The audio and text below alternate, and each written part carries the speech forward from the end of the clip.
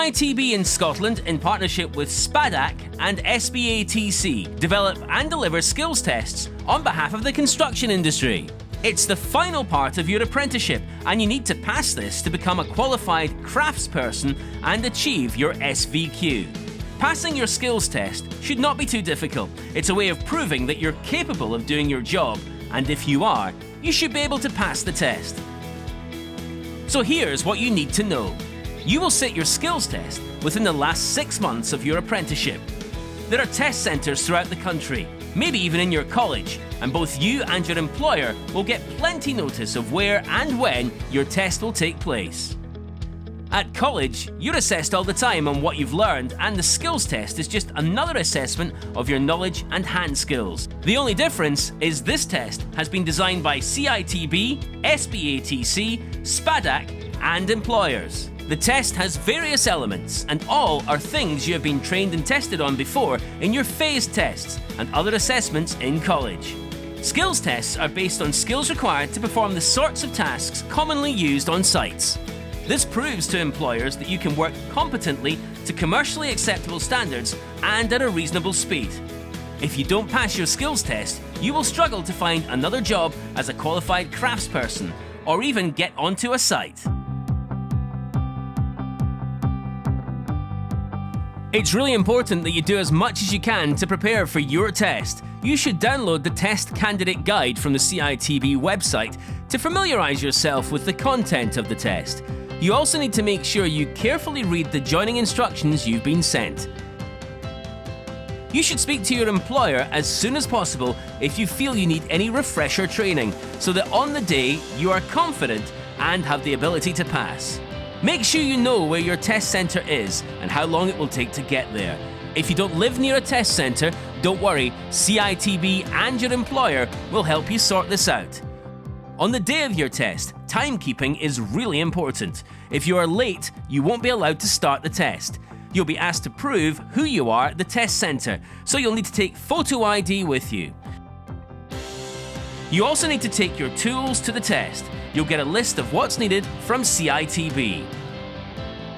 Don't forget to bring and wear the right personal protective equipment. If you don't, you'll be refused permission to sit the test. Before you start, you'll get a detailed induction, and you'll be given a test booklet containing a description of the test. It's important that you read the information for each task before starting. Each task has a description, drawing, and a list of the standards and tolerances that must be met in order to pass each element. What it doesn't tell you is how to plan the work, so you have to arrange your own work program. Only after you have read these notes and feel confident in what you have planned should you attempt the task. On the day, you will be allocated a test area and a stock of materials you need. If you're unclear on any aspect of the test, please ask the invigilator for advice. That's what they're there for.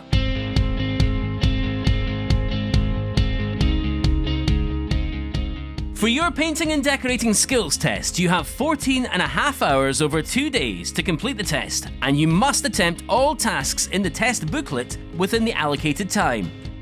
The test consists of the following 4 areas: painting walls, ceilings and covings.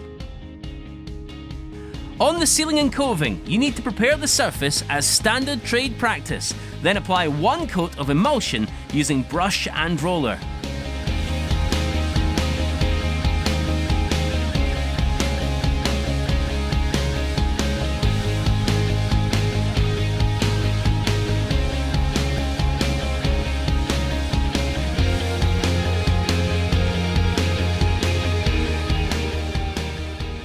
On 2 other walls, you will prepare the surfaces of the walls and then apply paint finishes using brush and roller.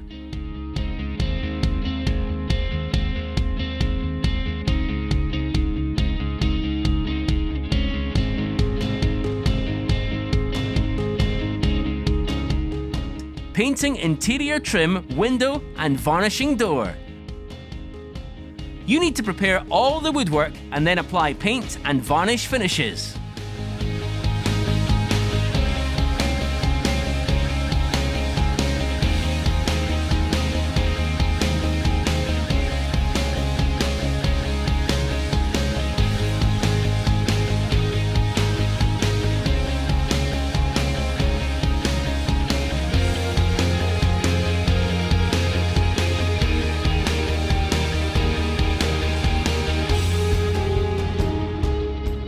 cross-lining a wall. On one wall, you will have to strip the existing paper, prepare and make good the surface. Then cross-line the wall using lining paper, keeping the face of the lining paper free from paste and pencil marks.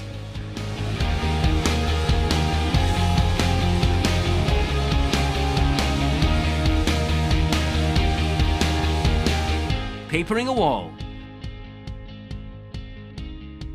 On the chimney breast wall, you will have to strip the existing paper, prepare and make good the surface. Then hang vinyl paper with a straight match pattern.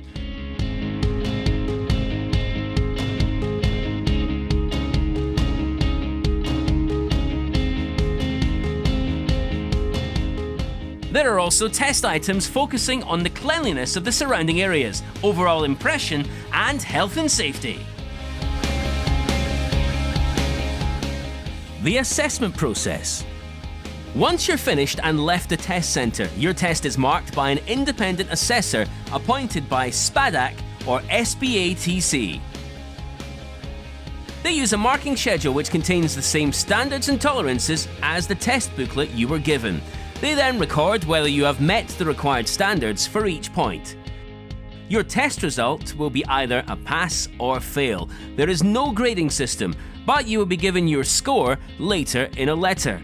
There's a national standard of testing in all test centres throughout Scotland, so it doesn't matter where you sit your test. It's the same test and test conditions for everyone. When assessing all the painted areas, the assessor will be checking for bits and nibs, run tiers, curtains and misses. They'll check that the cutting in is crisp, straight and neat, with no paint on adjoining surfaces. On the woodwork, you may also lose points if there are any visible brush marks or fat edge build-up. Checks and edges must be painted to the correct internal and external specification. On the ceiling, coving and painted wall, the assessor will also look for visible roller marks, orange peel or frothing.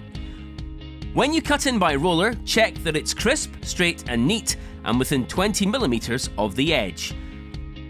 On the papered wall, the assessor checks all the points laid out in his marking schedule, including checking for pencil and paste marks, how the paper has been cut and matched, that the corners have been cut correctly and overlapped with no loose or dry lifting edges, and that the joints butt and have no obvious gap or overlap on any length, that there are no gaps exceeding 2mm at the paper ends and around obstacles, and that the final finish shows adequate preparation of the surface. It's also important to remember that an allowance of 2mm from dead plumb should be given on any length. The cross-lined wall is assessed to the same standards and tolerances as the papered chimney breast wall. This isn't all they look at, but it gives you an idea of the assessment and the standards required. Finally, the assessor will look to see that these surrounding areas are free from any defacement, spots or damage as a result of the tasks which have been carried out, and that the overall impression meets with standard trade practice and the test specification. Remember that you need to always comply with health and safety whilst carrying out the task. The invigilator will monitor this during the test and advise the assessor.